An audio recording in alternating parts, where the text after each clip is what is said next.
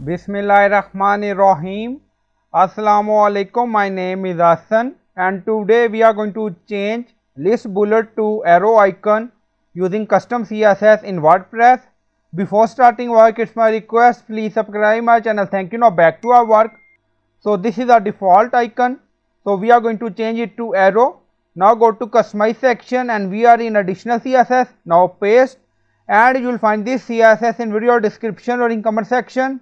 Now you see UL, list style, type none, and then you see LI, and then you see LI colon before, and then you see content. So we added arrow icon, so you can add any arrow icon here. If you want, you can add Unicode character for arrow icon, or you can paste arrow icon directly like this, and then you see font size, color.